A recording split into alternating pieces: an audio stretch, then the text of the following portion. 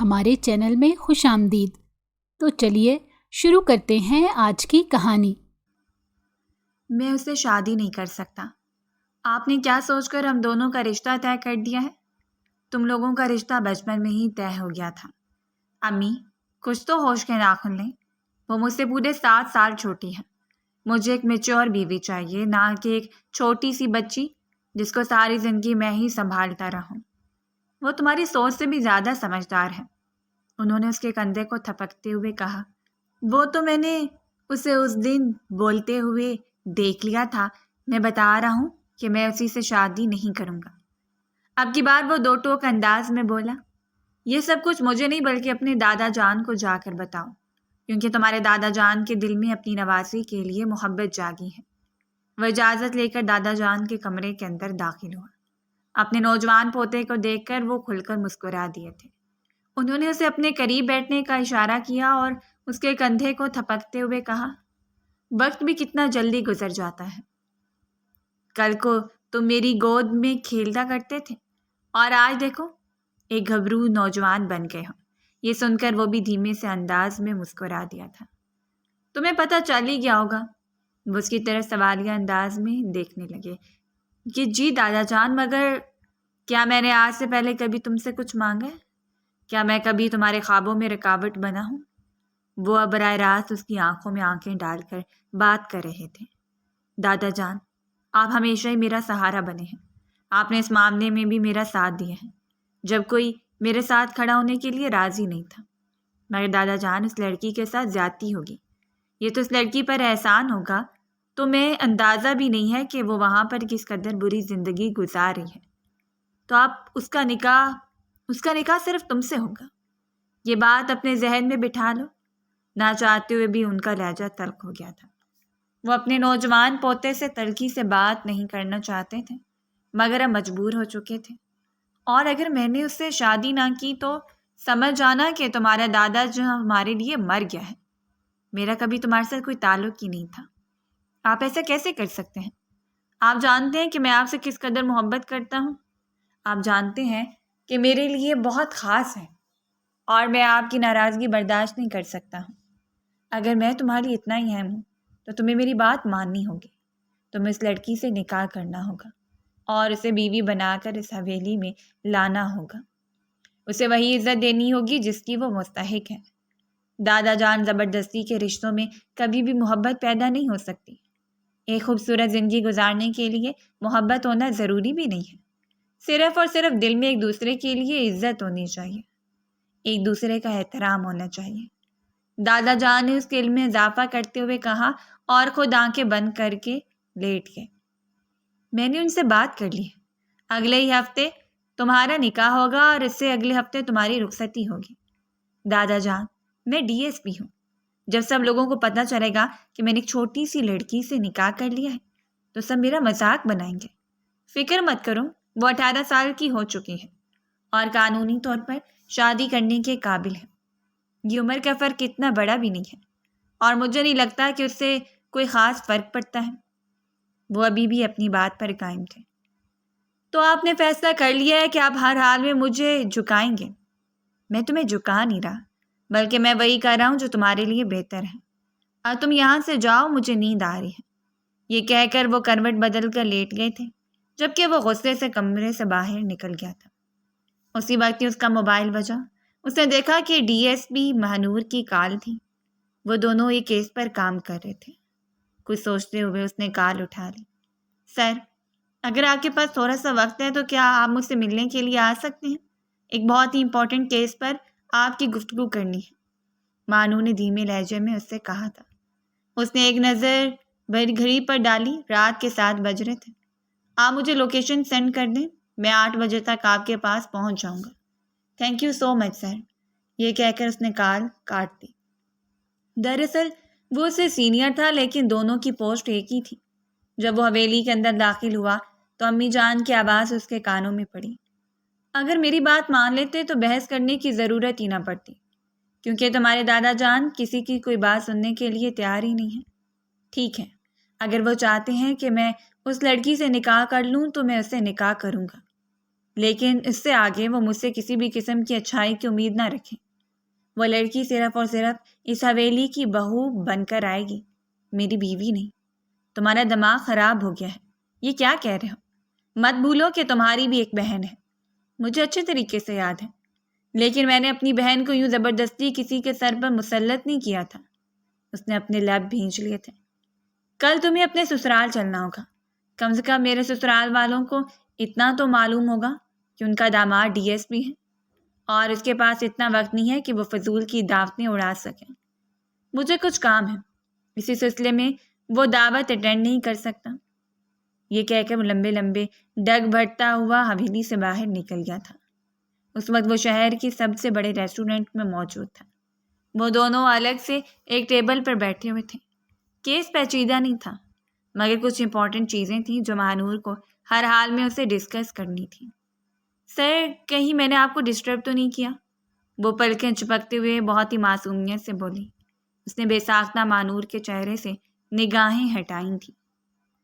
کہیں ایسا نہ ہو کہ کچھ غلط ہو جائے۔ نہیں، میں فری ہی تھا۔ اس نے اس کی غلط فہمی دور کر دی۔ اب وہ اسے ایک پوائنٹ ڈسکس کر رہی تھی، جبکہ وہ یہ سوچ رہا تھا کہ مہانور کس قدر قابل عورت ہے۔ وہ جانتا تھا کہ اس کی فیملی بہت ہی چھوٹی سی ہے، مگر اس نے اپنی فیملی کے ساتھ ساتھ اپنی جاب کو بھی مینٹین کیا ہوا تھا۔ ابھی تک اس نے شادی نہیں کی تھی، اور نہ ہی اس بارے میں فی الحال اس کا کوئی ارادہ تھا۔ یہ بھی شاید اس وقت تک تھا جب تک DSP صاحب اس کو پرپوز نہ کرتے۔ ہاں، یہ بات سچ تھی کہ وہ دل ہی دل میں اس کو پسند کرتی تھی، آج سے نہیں بلکہ پچھلے 3 سالوں سے، اور یہی وجہ تھی کہ وہ کسی اور کی ذات میں دلچسپی لے ہی نہیں پائی تھی۔ شفا، جو کہ اپنی کزنوں کے ساتھ اسی ہوٹل میں ہی رات کے وقت کھانا کھانے آئی تھی، سامنے موجود ٹیبل پر بیٹھی شخصیت کو دیکھ کر اس کا دل زور زور سے دھڑکنے لگا۔ اس نے اپنی کزن کا بازو پکڑ کر زور سے ہلایا تو وہ درد سے کرا اٹھی۔ کیا کر رہی ہو تم؟ سامنے دیکھو کیا چل رہا ہے۔ یہ تو تمہارا کزن ہے نا؟ نور نے آنکھیں چھوٹی چھوٹی کر کے ان لوگوں کو گھورتے ہوئے کہا۔ پاگل ہو گئی ہو؟ کیوں بے وقوفوں کی طرح گھور رہی ہو؟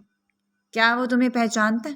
آف کورس یار، میں کئی بار اپنی پھپھو کے گھر جا چکی ہوں۔ 1-2 بار میری اس کے ساتھ سرسری سی ملاقات ہوئی تھی۔ مجھے نہیں لگتا کہ وہ تمہیں پہچانتا ہوگا، کیونکہ وہ 2 بار اس جانب دیکھ چکا ہے، مگر میں نے اس کی آنکھوں میں پہچان کی پرچھائیاں نہیں دیکھی۔ بھائی سے پوچھو کہ کتنی دیر ہے، مجھے لگتا ہے کہ اب ہمیں یہاں سے چلنا چاہیے۔ دوسری جانب مہانور نے جب اپنی امی کا ذکر کیا تو پھوٹ پھوٹ کر رونے لگی۔ دراصل اس کی امی کی طبیعت بہت زیادہ خراب رہنے لگی تھی۔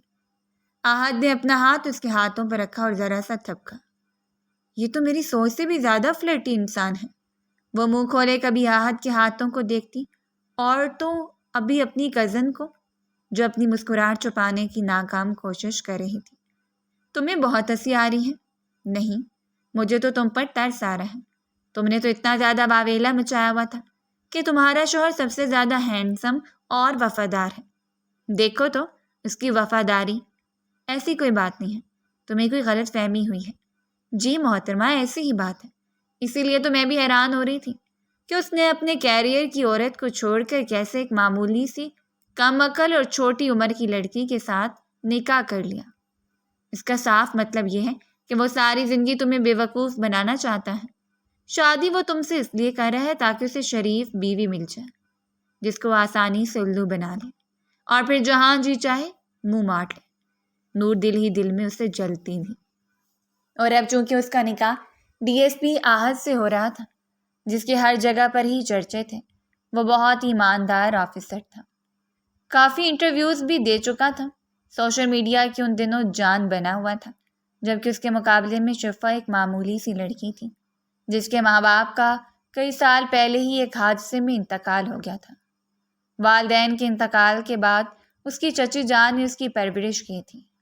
وہ اس پر حد سے زیادہ سختی کرتی تھی، اس کے ساتھ برا رویہ اختیار کرتی تھی، اس کو گھر والوں کے ساتھ بیٹھ کر کھانا کھانے کی بھی اجازت نہیں تھی۔ جب سے اس کے رشتے کی بات چلی تھی تب سے ان کا لہجہ نارمل ہو گیا تھا، اور اسی وجہ سے ہی اسے زندگی میں پہلی بار اپنے کزنوں کے ساتھ باہر جا کر کھانا کھانے کی پرمیشن ملی تھی۔ جب وہ یہاں پر آئی تھی تب وہ بہت زیادہ ایکسائٹڈ تھی اور اپنی نئی زندگی کے بارے میں بھی کافی خوش تھی، کیونکہ اس کو لگ رہا تھا کہ اب وہ اپنی مرضی کی زندگی گزار پائے گی جہاں پر روک ٹوک نہیں ہوگی، صرف اور صرف محبت کرنے والا شوہر ہوگا۔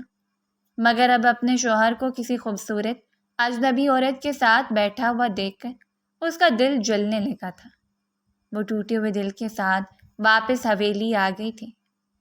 سب سے پہلے اس نے اپنے نانا جان کو کال ملائی تھی۔ کیا آہد اس رشتے کے لیے راضی ہے؟ اس نے دھیمے لہجے میں سوال کیا تھا۔ ہاں میرے بیٹے، وہ دل و جان سے راضی ہے، اور راضی کیوں نہیں ہوگا؟ اس کو اتنی اچھی اور پیاری بچی مل رہی ہے۔ نانا جان، آپ کو نہیں لگتا کہ آپ ان کے ساتھ زیادتی کر رہے ہیں؟ یہ بھی تو ہو سکتا ہے کہ ان کو کوئی اور پسند ہو نہیں۔ ایسی کوئی بات نہیں۔ تمہارے ذہن میں یہ خیال کس نے ڈالا؟ کسی نے نہیں، میں تو بس ویسے ہی پوچھ رہی تھی۔ اس میں اتنی ہمت نہیں تھی کہ وہ آہد کی شکایت لگاتی۔ بچپن سے ہی اسے درد کو سہنا سکھایا گیا تھا۔ جو کچھ بھی اس کے دل میں ہوتا تھا وہ اپنے دل میں دبا لیتی تھی، کسی سے بھی اپنے خیالات کا اظہار تک نہیں کرتی تھی۔ جیسے جیسے اس کے نکاح کے دن قریب آ رہے تھے ویسے ویسے اس کو اپنا دل ڈوبتا ہوا محسوس ہو رہا تھا۔ اس کی شادی بہت ہی دھوم دھام سے کی تھی۔ بڑے سے ہوٹل میں ایونٹ کا انتظام کیا گیا تھا۔ وہاں پر بڑی بڑی پرسنالٹیز آئی تھیں۔ سیاست دانوں کے ساتھ ساتھ کچھ ایکٹرز بھی وہاں پر موجود تھے، جن کو دیکھ کر وہ بھی کافی پرجوش ہو گئی تھی۔ لیکن جب اس نے آہد کو سنجیدہ بیٹھے ہوئے دیکھا تو اس کی مسکان غائب ہو گئی۔ قریب ہی ایک عورت کھڑی تھی جو کہ اپنی بیٹی سے کہہ رہی تھی، مجھے ایسا کیوں لگ رہا ہے کہ دلہا اس شادی کے لیے راضی نہیں ہے؟ امی جان، آپ خود ہی سوچیں کہ وہ کیسے راضی ہو سکتا ہے۔ خود اس کو دیکھیں، ایک بہت بڑی پوسٹ پر ہے، پڑھا لکھا ہے، اور بیوی دیکھیں کیسی ملی ہے۔ صرف خوبصورتی ہی کچھ نہیں ہوتی، آج کل کے دور میں کامیابی بھی ضروری ہے۔ ویسے اگر سچ کہوں تو میرا یہی دل تھا کہ ڈی ایس پی کی شادی اس عورت کے ساتھ ہو جائے جس کے ساتھ اکثر ہی اس کو دیکھا جاتا ہے۔ کیا نام ہے اس کا؟ ہاں، وہ مہنور۔ دراصل ان لوگوں کی کچھ ویڈیوز بھی تھیں جو پچھلے دنوں سوشل میڈیا پر کافی زیادہ چلی تھیں، مگر پھر بعد میں ان ویڈیوز کو ڈیلیٹ کروا دیا گیا تھا، اور جس کسی سٹیزن نے یہ کام کیا تھا اس کو بھی کسٹڈی میں لیا گیا تھا۔ آہد کو ان باتوں سے اور ان چیزوں سے کوئی فرق نہیں پڑتا تھا، کیونکہ وہ جانتا تھا کہ اس کا دل صاف ہے۔ رخصتی کے وقت وہ پھوٹ پھوٹ کر روئی تھی۔ اسے سمجھ نہیں آ رہا تھا کہ وہ ان ظالم لوگوں سے جدا ہونے پر رو رہی ہے یا پھر اپنی قسمت پر رو رہی ہے۔ اس کی کزنوں نے اسے سمجھا دیا تھا کہ کچھ بھی ہو جائے اپنے شوہر کو ناراض نہیں کرنا، چونکہ وہ ان میں سب سے چھوٹی تھی، اسی وجہ سے ہی اسے خاص تاکید کی جا رہی تھی۔ وہ بھی ان کی باتیں بہت ہی غور سے سن رہی تھی۔ کہیں ایسا نہ ہو کل سے اسے کوئی بڑی غلطی ہو جائے اور بڑا خمیازہ بھگتنا پڑے۔ جب اس کو اس کے سسرال آیا گیا تو اس کا دل زور زور سے دھڑک رہا تھا۔ اس قدر ٹھنڈ میں بھی اسے پسینے آ رہے تھے۔ اس کی ممانی جان نے اس کا ہاتھ مضبوطی سے پکڑا اور آنکھوں ہی آنکھوں میں اسے پرسکون ہونے کا اشارہ کیا۔ جانتی تھی کہ وہ چھوٹے سے دل کی مالک ہے۔ فکر مت کرو، سب کچھ ٹھیک ہو جائے گا۔ وہاں پر بھی آہد کی کزنوں کو کچھ رسمیں کرنی تھیں، مگر آہد نے سختی سے منع کر دیا تھا۔ کوئی ضرورت نہیں ہے تماشا لگانے کی، بس بہت ہو گیا ہے۔ اگر تم لوگوں کو پیسے چاہیے تو یوں ہی مجھ سے مانگ دو، یہ فضول کی حرکتیں مت کرو، مجھے ذرا بھی پسند نہیں ہے۔ ممانی جان نے اپنے بیٹے کو غصے سے گھورا، مگر اسے تو جیسے کسی چیز سے کوئی فرق ہی نہیں پڑ رہا تھا۔ وہ وہاں سے ہٹ گیا، وہ بھی اس کے پیچھے پیچھے چلی گئی۔ یہ کیا بدتمیزی ہے؟ یہ سب کچھ کر کے تم کیا ثابت کرنا چاہتے ہو؟ میں کچھ بھی ثابت نہیں کرنا چاہتا، بس جو چیز مجھے پسند نہیں ہے میں وہ برداشت نہیں کر سکتا ہوں۔ شادی کا دن ہے اور شادی کے دن تو اس طرح کی رسمیں ہوتی رہتی ہیں۔ امی، کیا ہو گیا ہے؟ اگر میں نے ان لوگوں کو منع کر دیا ہے تو کون سا کوئی بہت بڑی قیامت آ گئی ہے؟ اور بس اب مجھے آپ مزید پریشان مت کریں۔ آپ چاہتی تھی کہ میں اس نادان اور کم عقل لڑکی سے نکاح کر لوں، میں نے اسے نکاح کر لیا ہے۔ اب مجھ سے اس سے زیادہ کسی بھی چیز کی امید مت رکھیے گا۔ دیکھو، وہ بہت ہی معصوم ہے، وہ معصوم نہیں ہے، حد سے زیادہ چالاک ہے۔ میں تمہیں بس اتنا ہی کہوں گی کہ اسے کوئی بھی تکلیف مت پہنچانا۔ میں نہیں چاہتی کہ تمہاری وجہ سے اس یتیم کی آنکھوں میں آنسو آئیں۔ یہ کہہ کر وہ لمبے لمبے ڈگ بڑھتی وہاں سے چلی گئی تھی۔ وہ کزنس جو تھوڑی دیر پہلے کافی زیادہ پرجوش سے دولہے صاحب کا رویہ دیکھ کر نرم پڑ گئے تھے، مگر کچھ کزنوں کا بھی آرام نہیں تھا۔ وہ دلہن صاحبہ کے پاس پہنچ گئی تھی اور اس سے چھوٹے چھوٹے سوالات کر رہی تھی۔ وہ چھوٹی سی لڑکی سب کو ہی بہت اچھی لگی تھی۔ شفا کے چہرے پر پھیلی ہوئی معصومیت، اس کی خوبصورت آواز اور پھر اس کے بات کرنے کا انداز۔ آہد کی کزن اس کے کانوں میں سرگوشی کرتے بولی، تم نے تمہارے دولہے صاحب کے ہوش اڑا دینے ہیں۔ یہ سن کر اس نے اپنا چہرہ جھکا لیا تھا۔ شرم کی وجہ سے اس کا گال لال ہو گئے تھے۔ باقی سب لڑکیاں بھی اس کو چھیڑ رہی تھیں۔ رات 10 بجے وہ اس کے کمرے سے باہر نکل گئی تھی۔ وہ بھی دولہے صاحب کا انتظار کرتے کرتے سو گئی تھی۔ رات تقریباً 3 بجے کا وقت تھا جب کمرے کا دروازہ ایک زوردار آواز سے کھلا اور وہ مضبوط قدم اٹھاتا ہوا کمرے کے اندر داخل ہوا۔ شور کی وجہ سے اس کی آنکھ ایک دم سے کھل گئی تھی۔ اس نے دیکھا کہ وہ اس وقت ڈریسنگ ٹیبل کے سامنے کھڑا تھا اور اپنی ٹائی کی ناٹ ڈھیلی کر رہا تھا۔ ٹائی اٹھانے کے بعد اس نے اپنی واچ کھولی۔ اس کو سمجھ نہیں آ رہی تھی کہ وہ کیسے برتاؤ کرے۔ اس نے اپنا گھونگھٹ پھر سے ڈال دیا اور نگاہیں جھکا کر بیٹھ گئی۔ اس ڈرامے بازی کی ضرورت نہیں ہے، ایک وسیلی آواز اس کے کانوں میں پڑی تھی۔ وہ جی جان سے لرز اٹھی تھی۔ اس کی سہیلیوں نے تو کچھ اور ہی کہا تھا جو کہ سب سے مکمل طور پر مختلف تھا۔ آہد نے دوبارہ سے اس پر ایک نظر ڈالی اور ایک گہری سانس خارج کرنے لگا۔ کیا ایک چھوٹی سی بچی کو میرے پلے باندھ دیا ہے؟ میں چھوٹی نہیں ہوں، میں پورے 18 سال کی ہوں، اس نے آنکھیں ٹمٹماتے ہوئے جواب دیا تھا۔ آہد نے پہلی بار اس کی آواز سنی تھی اور پہلی بار ہی اس کو غور سے دیکھا تھا۔ بلا شبہ وہ بہت حسین تھی، چاند کا ٹکڑا معلوم ہوتی تھی۔ وہ کسی بھی مرد کا خواب ہو سکتی تھی، مگر آہد کو ایک میچور بیوی چاہیے تھی، ایک بچی نہیں۔ چلو چینج کر کے سو جاؤ، یہ کہہ کر وہ خود بھی فریش ہونے کے لیے چلا گیا تھا۔ جب وہ باہر نکلا تو اپنے موبائل میں مصروف ہو گیا۔ وہ ابھی تک بستر پر اسی حالت میں ہی بیٹھی ہوئی تھی۔ تم ابھی تک یہیں پر بیٹھی ہو؟ آہد نے اسے گھورتے ہوئے پوچھا اور پھر اچانک ہی اس کے ذہن میں جھماکا ہوا۔ اپنی جیب سے ایک ڈبی نکال کر اس نے چھوٹی سی لڑکی کے حوالے کی۔ یہ لو، تمہاری منہ دکھائی، اگر کل کوئی پوچھے تو انہیں دکھا دینا۔ جانتا تھا کہ لڑکیوں کے سوچ چونچلے ہوتے ہیں اور اگر وہ منہ دکھائی دینا بھول جاتا تو صبح اسے اپنی ماں سے بھی ڈانٹ سننی پڑتی۔ فی الحال وہ کسی سے بھی بدتمیزی نہیں کرنا چاہتا تھا اور نہ ہی کسی کے منہ لگنا چاہتا تھا۔ آپ رات کے اس وقت کہاں پر جا رہے ہیں؟ اس وقت باہر نکلنا ٹھیک نہیں ہے۔ دوبارہ سے اس لڑکی کی آواز اس کے کانوں میں پڑی۔ اس نے بے چینی سے اپنی کنپٹی کو مسلا۔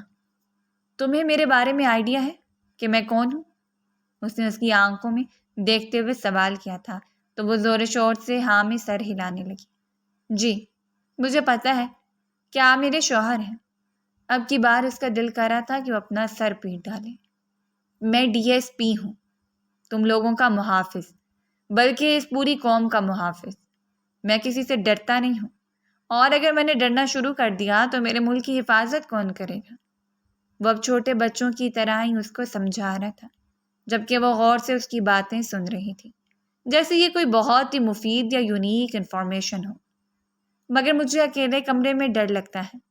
وہ روحانسی ہو گئی تھی، اس کی آنکھوں میں آنسو چمکنے لگے تھے۔ آہد نے ایک نظر اس پر ڈالی، اس کے قدم زمین پر ہی جکڑ گئے تھے۔ اس کی آنکھیں اس وقت بہت ہی پیاری لگ رہی تھیں۔ اس کے قدم خود بخود ہی پیچھے پلٹنے لگے تھے۔ وہ خود اپنے دل کی کیفیت پر حیران تھا۔ ٹھیک ہے، جلدی سے چینج کر کے آؤ اور سو جاؤ، میں صبح چلا جاؤں گا۔ یہ کہہ کر وہ خود بیڈ پر کروٹ بدل کر لیٹ گیا تھا۔ اس چھوٹی سی لڑکی کے لبوں پر ایک پیاری سی مسکراہٹ پھیل گئی تھی۔ آپ کا بہت بہت شکریہ، یہ کہہ کر وہ بھاگتی واش روم چلی گئی۔ جب وہ فریش ہو کر باہر نکلی تو کمرے کو گھورنے لگی۔ اب وہاں پر کھڑی ہو کر کیا سوچ رہی ہو؟ اور سو جاؤ، صبح اٹھنا بھی ہے، کل ولیمہ ہے۔ تمہیں صبح جلدی پارلر کے لیے بھی نکلنا ہوگا۔ وہ کسی بڑے کی طرح اس کو ہدایات دے رہا تھا۔ مگر میں کہاں پر سوں گی؟ اب کیا مجھے یہ بھی تمہیں بتانا ہوگا؟ یہاں پر آؤ اور سو جاؤ، یہ کہہ کر وہ پھر سے دوسری جانب کروٹ بدل کر لیٹ گیا تھا۔ وہ ابھی بیڈ کے کونے پر جا کر ٹک گئی۔ تمہیں کھاؤں گا نہیں، فکر مت کرو، اور اس سے ذرا سے بھی آگے ہوئی تو منہ کے بل زمین پر گر جاؤ گی۔ کل کو سب لوگ مجھ سے سوال کریں گے کہ اپنی بیوی کے ساتھ کیا کیا تھا۔ اس نے تلخ لہجے میں یہ جملہ ادا کیا۔ توبہ، یہ انسان کتنا کڑوا بولتا ہے۔ یوں لگ رہا ہے جیسے سب مجرموں کا غصہ مجھ پر ہی اتارا ہو۔ مجھے تمہاری آواز سنائی دے رہی ہے، میں بہرا نہیں ہوں۔ I am sorry. اس نے فوراً سے معافی مانگ لی اور پھر آنکھیں بند کر لی۔ تھوڑی دیر میں وہ نیند کی گہری وادیوں میں جا چکی تھی۔ اس کے چھوٹے چھوٹے خراٹوں کی آواز اس وقت کمرے میں گونج رہی تھی۔ آہد نے غیر ارادی نظر اس پر ڈالی۔ پتہ نہیں کب تک اس نادان کو برداشت کرنا ہوگا۔ دادا جان، آپ نے میرے ساتھ اچھا نہیں کیا، میں آپ کو کبھی بھی معاف نہیں کروں گا۔ یہ کہہ کر وہ خود بھی آنکھیں بند کر چکا تھا۔ صبح جب وہ سو کر اٹھا تو وہ کمرے میں موجود نہیں تھی۔ اس نے گھڑی پر ایک نظر ڈالی۔ اس کے وجود کو جھٹکا لگا۔ اس بے وقوف نے مجھے کیوں نہیں اٹھایا؟ دن کے 9 بج رہے تھے۔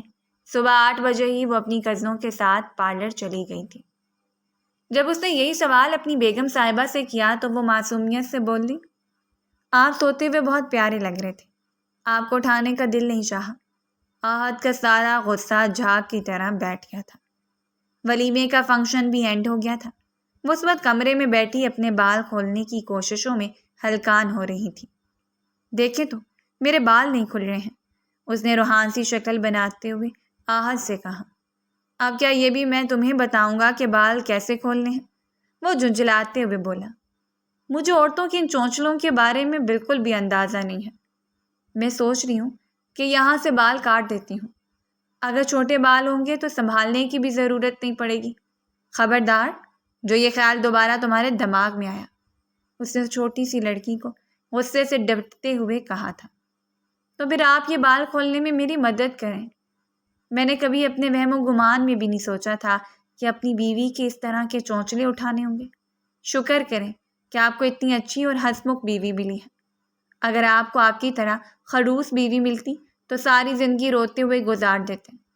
میں نے ایک چیز نوٹ کی ہے، میرے سامنے تمہاری زبان کچھ زیادہ ہی چلتی ہے۔ دادا جان کے سامنے تو یوں خاموش ہو جاتی ہو جیسے تمہارے پاس زبان ہی نہیں ہے۔ وہ اس کے بال کھول چکا تھا۔ دیکھو کتنا آسان کام تھا یہ۔ وہ اس کے کندھے پکڑ کر اسے اپنی جانب موڑتے ہوئے بولا۔ ان دونوں کے درمیان فاصلہ بہت کم تھا۔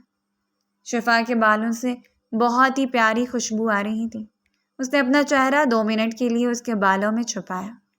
شفا کو اپنا دل سینے سے باہر نکلتا ہوا محسوس ہوا۔ اس کے جسم پر کپکپاہٹ طاری ہو گئی تھی جسے وہ اچھے طریقے سے محسوس کر سکتا تھا۔ وہ یہی سمجھ رہا تھا کہ شفا اس سے ڈر رہی ہے اور اس رشتے کو قائم کرنے کے لیے بھی تیار نہیں ہے۔ وہ ایک گہری سانس خارج کرتا وہ اسے تھوڑے فاصلے پر جا کر کھڑا ہو گیا۔ شفا کو بالکل بھی اچھا نہیں لگا تھا۔ اس کے ماتھے پر بل پڑ گئے تھے اور اس کا موڈ بھی بری طرح سے آف ہو گیا تھا۔ تم آرام کرو، مجھے ایک ضروری کام کے سلسلے میں جانا ہے۔ وہ کمرے سے باہر نکلنے ہی لگا تھا جب شفا کی آواز اس کے کانوں میں پڑی۔ اگر آپ مجھے پسند نہیں کرتے تھے تو آپ نے مجھ سے نکاح کیوں کیا؟ مجھے فضول سوالات پوچھنے والی عورتوں سے بھی شدید چڑ ہوتی ہے۔ تمہارا اس معاملے میں کوئی تعلق نہیں ہے۔ بہتر یہی ہے کہ اپنے کام سے کام رکھو۔ سخت لہجے میں بات کرتا ہوا وہ کمرے سے باہر نکل گیا تھا۔ ابھی تھوڑی دیر پہلے ان دونوں میں جو کچھ ہوا تھا اس کے بعد وہ مزید دل برداشتہ ہو گئی تھی۔ اس کو لگ رہا تھا کہ وہ اپنی محبوبہ سے ابھی بھی بے پناہ محبت کرتا ہے۔ یہی وجہ ہے کہ وہ اسے اپنی بیوی کا درجہ نہیں دے پا رہا، جبکہ احد کے ذہن میں یہ چل رہا تھا کہ وہ بھی چھوٹی ہے اور اس سب کے لیے ذہنی طور پر تیار نہیں ہے۔ وہ اس دن کچن میں کھڑی کھانا بنانا سیکھ رہی تھی کیونکہ کچھ ہی دنوں میں اس کے سسر اور ساس صاحبہ ایک ریلیٹیو کی شادی پر کشمیر جا رہے تھے۔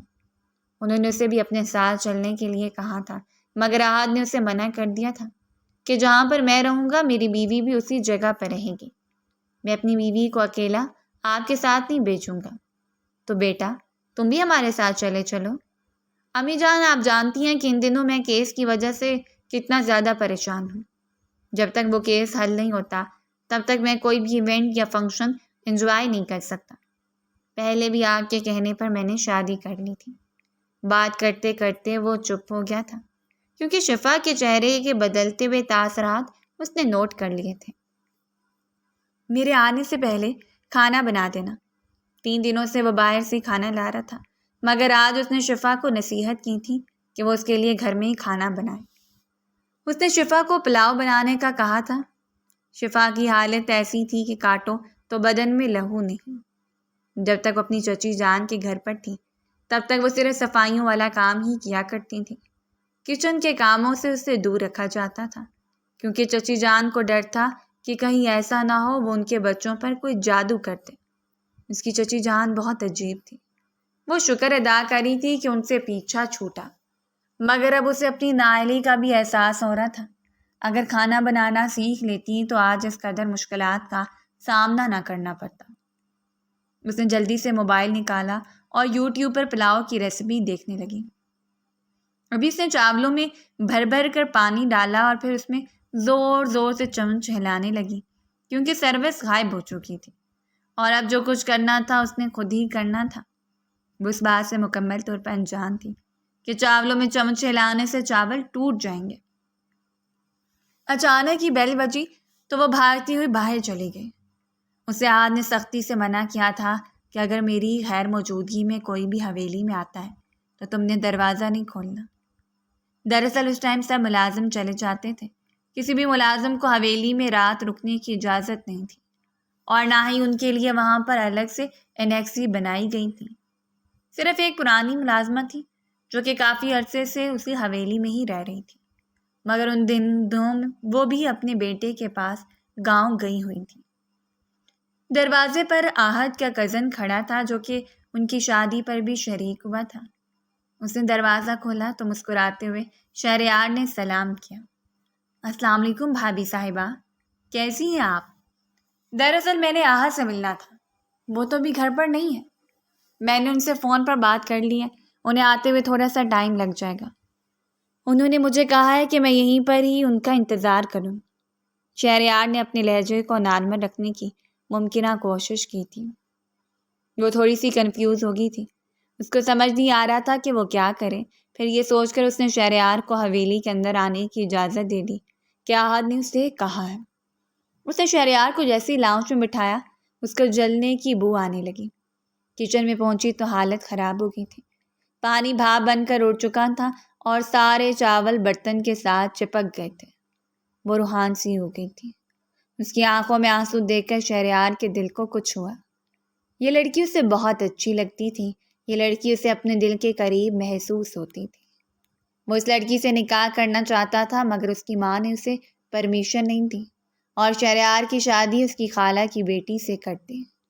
مگر یہ شادی 2 مہینوں سے زیادہ نہ چل سکی تھی۔ شہریار نے اپنی بیوی کو طلاق دے دی تھی۔ وہ یہ بھی جانتا تھا کہ آہد اس رشتے کے لیے تیار نہیں تھا۔ وہ چاہتا تھا کہ کوئی ایسا راستہ نکل آئے جس کے ذریعے وہ اس عورت کو حاصل کرنے میں کامیاب ہو جائے، کیونکہ وہ عورت اسے بہت عزیز تھی۔ آپ کو پریشان ہونے کی ضرورت نہیں ہے، ہم ایسا کرتے ہیں کہ باہر سے آرڈر کر لیتے ہیں۔ آہد کو باہر کا کھانا پسند نہیں ہے، انہوں نے مجھے سختی سے منع کیا تھا۔ ارے آپ پریشان کیوں ہوتی ہیں؟ میں سب کچھ سنبھال لوں گا۔ کیا آپ سچ کہہ رہے ہیں؟ اس نے ٹمٹماتی ہوئی آنکھوں سے شہریار کی طرف دیکھتے ہوئے کہا۔ شہریار کو اپنا دل ڈوبتا ہوا محسوس ہوا۔ ہاں میں سچ کہہ رہا ہوں۔ بڑی مشکل سے اس نے اس چھوٹی سی لڑکی کے چہرے سے نگاہیں ہٹائیں تھیں۔ آہد جب حویلی کے اندر داخل ہوا تو شہریار کو اپنی بیوی کے ساتھ کچن میں کھڑا دیکھ کر اس کا دماغ غصے سے گھوم گیا۔ اس کی آنکھیں لال انگارہ ہو گئی تھیں۔ اس کا بس نہیں چل رہا تھا کہ وہ سامنے کھڑے اس انسان کو زندہ زمین کے اندر دفن کر دے۔ وہ ہلکا سا اس کی طرف جھکا اور اس کے کانوں میں غراتے ہوئے بولا، مجھے لگتا ہے کہ تجھے اپنی جان پیاری نہیں ہے۔ اس کی بات کا جواب دیا بغیر شہریار زور سے اس کو اپنے گلے سے لگاتے ہوئے بولا، ارے میرے جگری یار، میرے بچپن کے دوست، میں نے بھی تجھے بہت زیادہ مس کیا تھا۔ شفا جی، میں نے آپ کو بتایا تھا نا۔ اس کو بھابھی کہنے کی بجائے شفا جی کہنے پر آہد کا خون کھولنے لگا تھا۔ وہ جیسے ہی کھانا کھا کر اس حویلی سے باہر نکلا، آہد شفا کی طرف متوجہ ہو گیا۔ اس کا بازو پکڑ کر اس کو ایک جھٹکے سے اپنی جانب کھینچا۔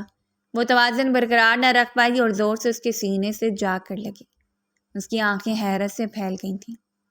کیا کر رہے ہیں آپ؟ چھوڑے مجھے، درد ہو رہا ہے مجھے۔ تم نے کس کی اجازت سے دروازہ کھولا تھا؟ میں نے تمہیں کیا کہا تھا کہ کوئی بھی ہو تم نے دروازہ نہیں کھولنا؟ انہوں نے مجھے کہا تھا کہ آپ نے انہیں پرمیشن دی ہے کہ وہ حویلی میں جا کر آپ کا ویٹ کریں۔ اگر مجھے یہ سب کچھ کرنا ہوتا تو میں تمہیں کال کر کے بتا دیتا۔ مجھے اس گھٹیا انسان کے منہ لگنے کی ضرورت نہ پڑتی۔ مجھے درد ہو رہا ہے، پلیز آہت چھوڑ دیں، اس نے روحان سے لہجے میں کہا۔ توبہ، ایک تو اس لڑکی کے آنسو۔ اس نے جلدی سے اس کے بازو چھوڑ دی تھی۔ تم نے کھانا گھر پر کیوں نہیں بنایا؟ میں نے کھانا بنانے کی کوشش کی تھی۔ کوشش کی تھی؟ کیا مطلب؟ کیا تمہیں کھانا بنانا نہیں آتا ہے؟ تو مجھے بتا دو کہ تمہیں کون سا کام آتا ہے۔ صبح کپڑے استری کرتے وقت تم نے میرے کپڑے جلا دیے۔ شوز پالش کرتے وقت تم نے بھر بھر کے کالی پالش میرے وائٹ شوز پر لگا دی۔ وہ غلطی سے لگ گئی تھی۔ پرسوں میں نے ایک پارٹی پر جانا ہے، تم بھی میرے ساتھ جا رہی ہو۔ میں کبھی پارٹیز وغیرہ پر گئی نہیں، اس نے ہچکچاتے ہوئے کہا تھا، مگر اب عادت ڈالو کیونکہ اب اکثر ہی تمہیں میرے ساتھ جانا ہوگا، کیونکہ اب تم میری بیوی ہو۔ یہ بات اس نے عجیب انداز میں کہی تھی۔ اس کا انداز محسوس کرتے ہوئے دوبارہ سے دل برداشتہ ہو گئی تھی، مگر لبوں سے اس نے ایک لفظ بھی ادا نہیں کیا تھا۔ میں نے تمہاری یونیورسٹی میں بھی ایڈمیشن کروا دیا ہے، آپ کو یہ زحمت کرنے کی کیا ضرورت تھی؟ آہد کے گھورنے پر وہ چپ کر گئی۔ میرا کہنے کا مطلب تھا کہ میں چاہتا ہوں کہ میری بیوی پڑھی لکھی ہو، نہ کہ FSC پاس۔ اگر آپ کو اتنا ہی شوق تھا تو آپ مہانور سے شادی کر لیتے، میری زندگی برباد کرنے کی کیا ضرورت تھی؟ یہ بات بے ساختہ اس کے منہ سے نکلی تھی۔ کیا مطلب ہے تمہارا؟ وہ مکمل طور پر اس کی جان متوجہ ہو گیا تھا۔ آج تو تم نے اس عورت کا نام میرے نام کے ساتھ لگا لیا ہے، دوبارہ ایسی غلطی کی تو تمہاری زبان گدی سے کھینچ لوں گا۔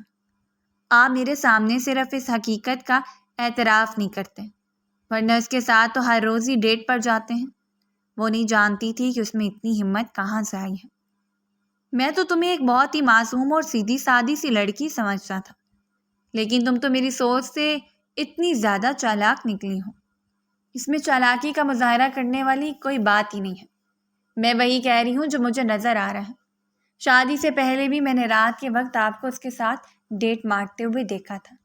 اوہ، اس کا مطلب ہے کہ تم نے مجھے پکڑ لیا ہے اور اب تم دادا جان کے پاس جا کر میری شکایت لگاؤ گی۔ اوہ، میں تو تم سے ڈر گیا، پلیز ایسا مت کرنا، وہ اس کا مذاق اڑاتے ہوئے بولا۔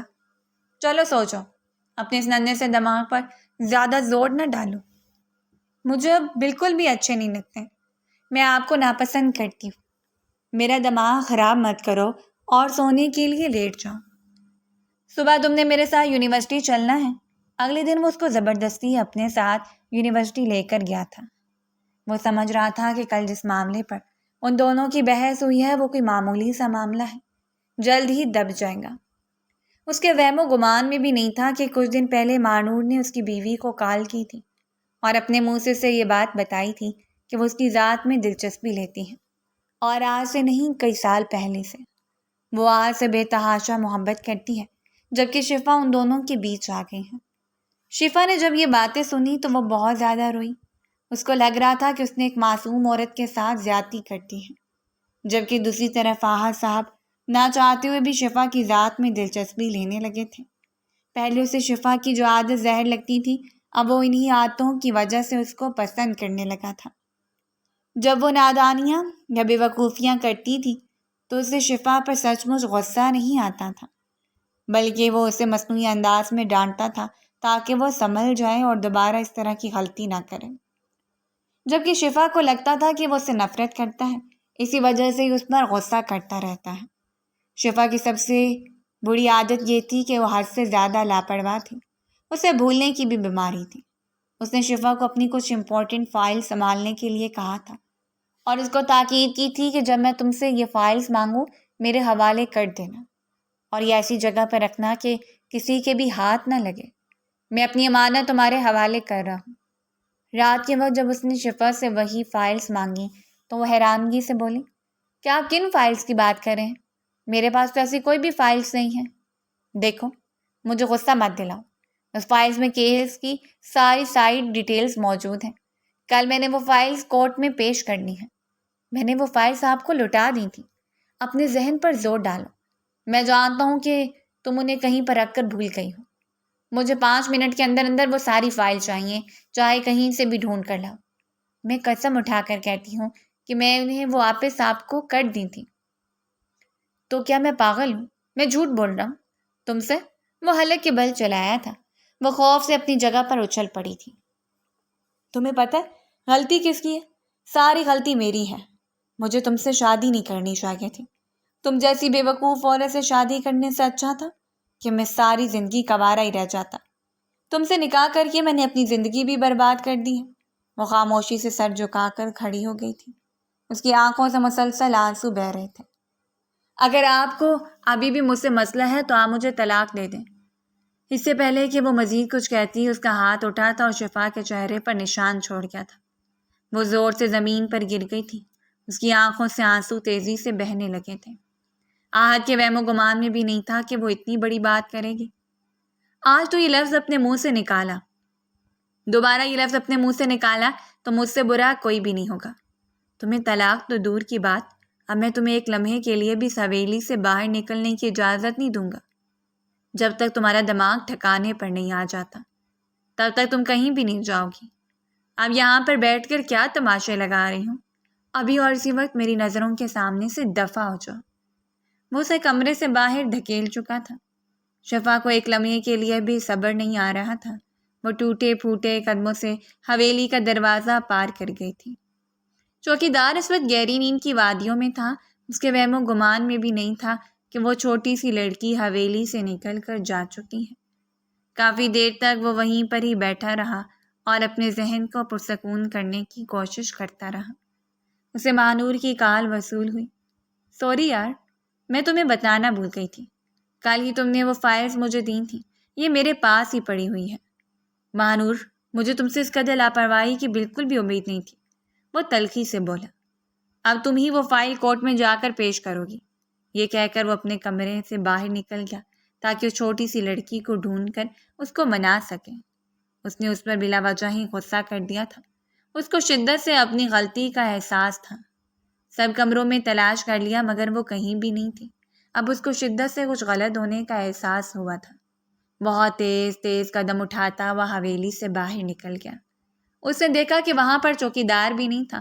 اس کو کال ملائی تو پتہ چلا کہ اس کے بھائی کا ایکسیڈنٹ ہو گیا ہے اور وہ اپنے بھائی کے پاس اسپتال چلا گیا ہے۔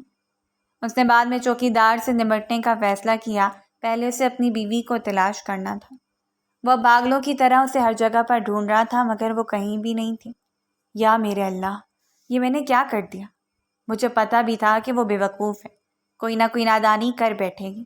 پتہ نہیں اب یہ کہاں پر چلی گئی ہے۔ اس نے اس کی چچی کے گھر کال کی تو پتہ چلا کہ وہ وہاں بھی نہیں تھی۔ اس نے اپنے کچھ اہلکاروں کو بھی ہدایت کر دی تھی کہ وہ اسے آس پاس کی جگہوں پر تلاش کریں۔ تقریباً 5 گھنٹے گزر چکے تھے مگر ابھی تک اس کا کوئی پتہ نہیں ملا تھا۔ آج نے اس کی کالز کی ڈیٹیل نکلوائیں تو ایک کال سن کر اس کا خون غصے سے کھولنے لگا۔ دراصل وہ کال مہانور کی طرف سے اس کی بیوی کو کی گئی تھی، جس میں وہ اسے اپنی اور آہت کی جھوٹی محبت کی کہانیاں سنا رہی تھی۔ اس کو احساس ہو گیا تھا کہ یہی وجہ تھی کہ وہ چھوٹی سی لڑکی اسے کھینچے کھینچے رہنے لگی تھی۔ اس دن اس نے مہانور کے ساتھ بھی اپنا ہر طرح کا تعلق توڑ دیا تھا اور اس کے ساتھ کام کرنے سے بھی صاف انکار کر دیا تھا، اور اس کو 2 ٹوک انداز میں بھی یہ بات سمجھا دی تھی کہ دوبارہ کبھی اگر میری ازدواجی زندگی میں دخل اندازی کرنے کی کوشش کی تو مجھ سے برا کوئی بھی نہیں ہوگا۔ تمہارا وہ حشر کروں گا کہ ساری دنیا دیکھے گی۔ اگر میں نے تم سے نرمی سے بات کر لی اور تمہارا ساتھ دے دیا تو اس کا یہ مطلب نہیں ہے کہ میں تم سے محبت کرتا ہوں۔ مجھے صرف اور صرف اپنی زندگی میں ایک ہی عورت سے محبت ہوئی ہے اور وہ ہے میری بیوی، جو میرے لیے میرا سب کچھ ہے۔ وہ ایک کم عقل لڑکی ہے، میرے لیے وہ دنیا کی سب سے سمجھدار لڑکی ہے، کیونکہ اسے تم لوگوں کی طرح غلط چالاکیاں نہیں آتی ہیں، نہ ہی وہ دوسروں کی زندگیاں برباد کر کے اپنی زندگی سنوارنے کی ہنر جانتی ہے۔ مجھے ہمیشہ ایسی عورت چاہیے تھی جو دل کی اچھی ہوتی تاکہ وہ میری نسل کو خوبصورت طریقے سے پروان چڑھا سکے۔ نہ کہ ایک ایسی عورت چاہیے تھی جو اپنے بچوں کے اندر جیلسی کا عنصر پیدا کر دے۔ اس کے ساتھ ہر طرح کا تعلق ختم کر کے اس دن وہ جب واپس آیا تو اس کو اپنا دل ڈوبتا ہوا محسوس ہو رہا تھا۔ اس کو لگ رہا تھا کہ اس کا جسم کا ایک ٹکڑا اسے الگ ہو گیا۔ ایک عجیب سی تکلیف تھی جو اس کے سینے میں اٹھ رہی تھی۔ آج اسے اس چیز کا بھی احساس ہو گیا تھا کہ وہ چھوٹی سی لڑکی سے محبت کرنے لگا ہے۔ وہ اس کو حقیقت میں اپنا دل دے بیٹھا تھا، وہ اسے پیار کر بیٹھا تھا۔ جب وہ حویلی کے اندر داخل ہوا تو اس نے دیکھا کہ اس کی بیوی اس کی ماں کے ساتھ ہی بیٹھی ہوئی تھی۔ اس نے اپنا سر اس کی ماں کے کندھے پر رکھا ہوا تھا۔ اس کو یوں لگا تھا جیسے اسے نئی زندگی کی نوید مل گئی ہو۔ دراصل وہ سڑکوں پر گھوم رہی تھی جب اس کے ساس سسر کی گاڑی اس کے قریب آ کر رکی۔ اس نے روتے ہوئے ان کو ساری حقیقت بتا دی تھی۔ اپنے شوہر کو دیکھ کر وہ منہ پھیر کر اپنی ساس کے کمرے میں چلی گئی۔ امی جان، میں معافی مجھ سے نہیں بلکہ اپنی بیوی سے معافی مانگو۔ آپ دیکھیں تو وہ میری بات بھی سننے کے لیے تیار نہیں ہے، تو وہ اس پر پورا حق رکھتی ہے۔ تمہیں اس کے ساتھ ایسا نہیں کرنا چاہیے تھا۔ وہ تو شکر ادا کرو کہ اس نے خاندان میں کسی کو نہیں بتایا، ورنہ تمہاری کیا عزت رہ جاتی۔ اگلے 2 دنوں میں اس نے شفا سے بات کرنے کی کوشش کی تھی مگر وہ اس کے قابو میں ہی نہیں آ رہی تھی۔ وہ اگر اس کے پاس جاتا تھا وہ فوراً سے وہاں سے غائب ہو جاتی تھی۔ اور پھر ایک دن جب وہ ڈرائنگ روم کی صفائی کروا رہی تھی تو وہ اندر داخل ہو گیا اور ملازموں کو باہر جانے کا اشارہ کیا۔ وہ اس کے پہلو سے نکلنے ہی لگی تھی کہ اس نے شفا کے دونوں کندھے مضبوطی سے پکڑے اور اسے ایک جھٹکے سے اپنے سینے سے لگا لیا۔ شفا کی آنکھوں سے آنسو نکلنے لگے، اس کی شرٹ کو بھگونے لگے تھے۔ آئی ایم ریئلی سوری، میں آپ سے بات نہیں کروں گی، آپ بہت برے ہیں۔ میں جانتا ہوں کہ مجھ سے غلطی ہوئی ہے، میں نے بلا وجہ تم پر ہاتھ اٹھایا ہے۔ میں نے سنا ہے کہ اگر مرد کا ایک بار ہاتھ اٹھ جائے تو پھر وہ وقفے سے اپنی بیوی کو مارتا ہے۔ تم نے بالکل غلط سنا ہے۔ میں نے اس دن جو غلطی کی تھی، میں قسم اٹھا کر کہتا ہوں کہ دوبارہ ایسا کبھی بھی نہیں ہوگا۔ آپ مجھے پسند بھی نہیں کرتے، آپ تو مہانور، اس عورت کو تو میں کب کا اپنی زندگی سے نکال چکا ہوں۔ میرا تو وہم و گمان میں بھی نہیں تھا کہ وہ عورت آستین کا سانپ نکلے گی۔ اور جہاں تک شہریار صاحب کا سوال ہے تو وہ بھی جیل کے اس علاقوں کے پیچھے موجود ہے۔ کچھ عرصے پہلے انہوں نے ایک لڑکی کو پریشان کیا تھا، اس لڑکی نے اس پر ہراسمنٹ کا کیس کر دیا ہے۔ یعنی میرے سارے دشمن اب میرے راستے سے ہٹ گئے ہیں۔ یہ کام اس نے اسی دن ہی کر دیا تھا جس دن وہ اس کی معصوم بیوی کو بے وقوف بنا کر اس کی حویلی میں داخل ہوا تھا۔ اب صرف اور صرف میں ہوں اور میرے ساتھ میری محبوبہ ہے، اس نے بائیں آنکھ ونگ کرتے ہوئے کہا۔ مگر اس کے باوجود میں بھی آپ سے ناراض ہوں، وہ منہ بناتے ہوئے بولی۔ آپ صرف اور صرف اس خادم کو ایک موقع دیجئے، یہ خادم آپ کی ساری ناراضگی دور کر دے گا۔ معنی خیز انداز میں بولتا وہ اس کے دل کی دھڑکنیں منتشر کر چکا تھا۔